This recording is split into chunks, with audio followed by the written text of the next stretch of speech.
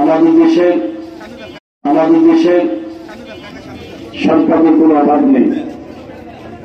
মেধাবী প্রজ্ঞাবান এই চাচা একটু হায়ার এডুকেটেড পার্সন আছেন, আলেম ওলামা, হাফেজ কারি, মাওলানা মুহাদ্দিস আছেন। এরপরও সমস্যাটা কোথায়, ঘাটতি কোথায়, অপূর্ণতা কোথায়? আমরা মনে করি দেশটাকে ভালোভাবে সাজাতে হলে ভালো নীতির প্রয়োজন, ভালো নেতার প্রয়োজন। আর ভালো নীতি কোনটা এটা আবার বলার কোনো প্রয়োজন হয় না। আল্লাহ প্রদত্ত যে নীতি, ইসলামের নীতি, এই যে শ্রেষ্ঠ স্পষ্ট বয়ান করতে পারে।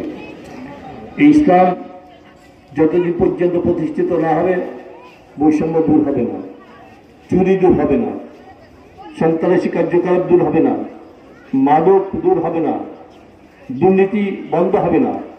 ভাইয়ের আমার, আমাদের দোষ কম না, আমাদের ভুল কম না। আপনারা জানেন, জেনে বুঝে কোনো ডাকাতকে আমরা যদি ডাকাতি কাজের জন্য সহযোগিতা করতে নদী পার করে দিই, ডাকাতও যেমন দায়ী হবে, আমরাও তেমন দায়ী হব। আমরা বারবার করে ভোটের মাধ্যমে তাদেরকে সংসদে পাঠিয়েছি।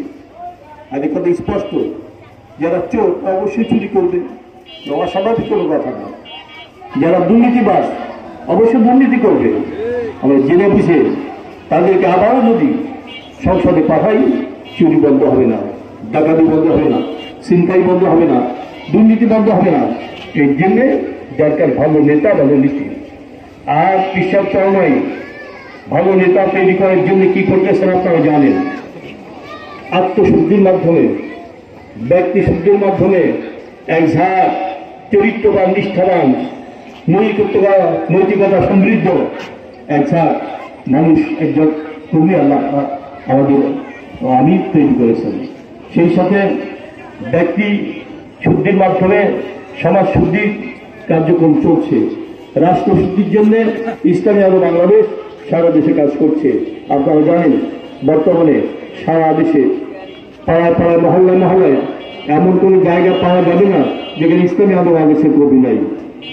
অর্থাৎ ব্যাপক দাওয়াতের মাধ্যমে এবং প্রশিক্ষণের মাধ্যমে এমন এক ঝাঁক নেতা তৈরি করা হচ্ছে। আমরা আশা করি এদেশের মানুষের সহযোগিতা থাকে, অবশ্যই ইনশাল্লাহ এদেশের মানুষের মুখে হাঁটি হয়তো ফুটবে। আমার ভাইরা, আমার বারবার বলে আসছি, অন্তর্বর্তীকালীন সরকার তাদের সব বারবার দাবি করেছি, যারা গত জুলাই আগস্টে হত্যা এবং জুলুমের